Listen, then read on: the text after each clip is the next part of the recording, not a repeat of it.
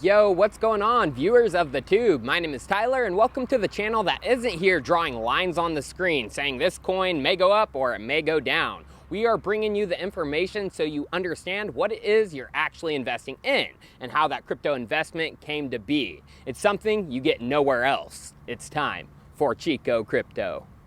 Bitcoin scaling. This is the single biggest issue that will either see Bitcoin succeed or fail at fulfilling its original mission statement of being a peer-to-peer electronic cash system. There shouldn't be any question about that either, as it's in the title of the Bitcoin white paper. This is what Satoshi envisioned. The fact of the matter is this: in Bitcoin's current state, the core Bitcoin layer cannot fulfill this vision. With the recent growing interest in Bitcoin due to the rising prices, Bitcoin once again suffered from high fees like in 2017, getting over on average $6 just a few weeks ago. Simply put, unless it's a high ticket item of over $100, does it even make sense to pay in Bitcoin using the base layer? Nope. And this isn't what Satoshi had envisioned for the state of Bitcoin at this moment in time. What did they envision then? First, we need to understand the scaling of the base layer comes down to something very simple called block size and the block size limit. The block is where all transactional data is stored, basically the loading space of a truck, and it contains all the transactions that were confirmed within that block. A small limit like 1 megabyte means less transactions, and a large limit like 32 megabytes mean more transactions.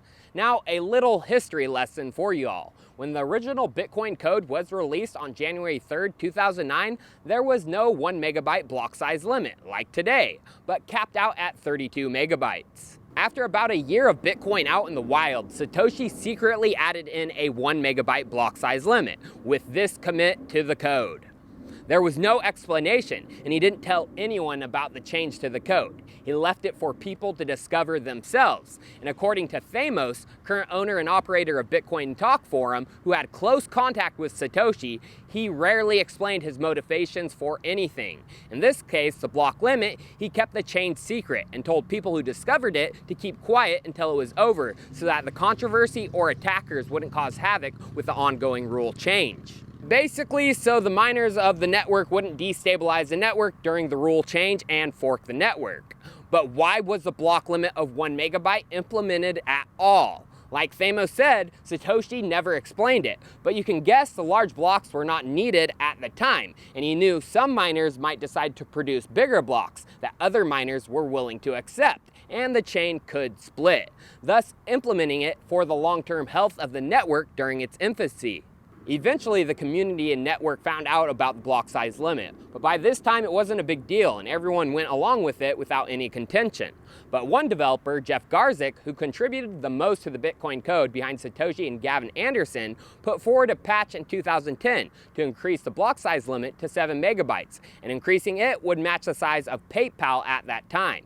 Immediately, Thamos and Satoshi chime in, saying the patch will make you incompatible with other Bitcoin clients. Now, the reason for the opposition to this size at the time is easy to understand.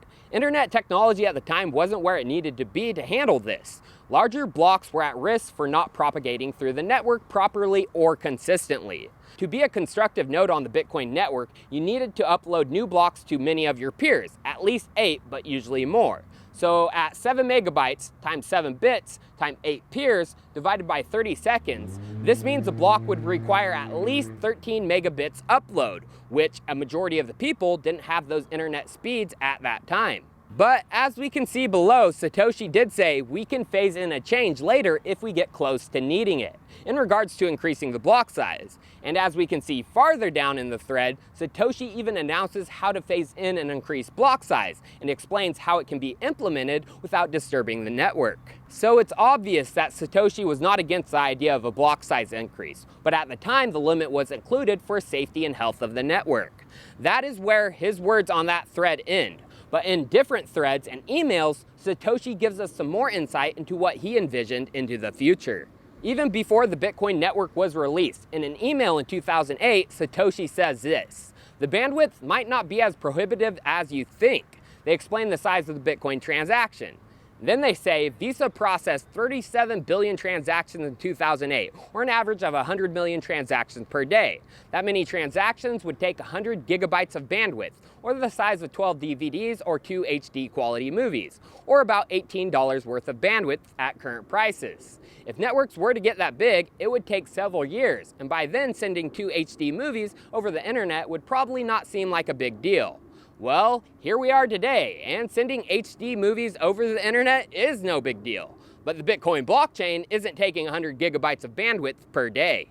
If this was the case and Bitcoin was needing 100 gigabytes of bandwidth, that would mean 100 gigabytes divided by the 144 blocks produced per day, or about 0.69 gigabytes per block. Once again, Satoshi knew if the network was going to get that big, it would need bigger blocks. But this wouldn't matter because internet speeds would be able to handle it. Finally, there is this thread, also posted in 2010, which asked about what would happen if someone spammed the network with tiny microtransactions. This is a great thread too because you have so many different minds in it. Satoshi, Gavin Andresen, Thamos, and even Bytemaster, aka Dan Larimer. I have included the thread in the description if you want to check it out and read the whole thing because it goes into issues like microtransactions and how Bitcoin will handle those. The thing that is important to us for this video is something Satoshi had to say while discussing this. They say it would be nice to keep the block data file small as long as we can.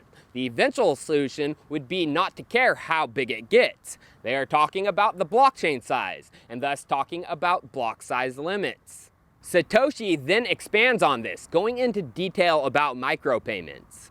While I don't think Bitcoin is practical for smaller micropayments right now, it will eventually be as storage and bandwidth costs continue to fall. If Bitcoin catches on a big scale, it may already be the case by that time. Another way they can become more practical is if I implement client-only mode, and they have. And the number of network nodes consolidates into a smaller number of professional server farms. Whatever size micropayments you will need will eventually be practical. I think in 5 or 10 years, the bandwidth and storage will seem trivial. Again, this is hinting at an increased block size due to trivial storage and bandwidth costs, which is the case right now. Unfortunately, or fortunately, however you look at it, the way Satoshi implemented the block size limit in secret and then disappearing without fully explaining has left us where we are today. Many people say there was a reason and it should stay the way it is, yet there is evidence that Satoshi knew a block size increase should happen. The future of Bitcoin scaling right now lies in the hands of SegWit adoption, which kind of increases the block size due to removing signature data. SegWit adoption is at about 43% today, and that has helped with the network fees from ballooning like it did in 2017. But like I mentioned, they once again became impractical for smaller purchases. Then there is the second layer solution, the Lightning Network, but growth of that has been coming to a giant standstill since March, actually decreasing in capacity, even though Bitcoin has been surging. Definitely not a good sign. If these solutions aren't the answer, then should we increase the block size? According to Satoshi, it may just need to happen, and I can guarantee you, with another surge of interest into BTC, the block size debate will fire up once again. Cheers, viewers. I'll see you next time.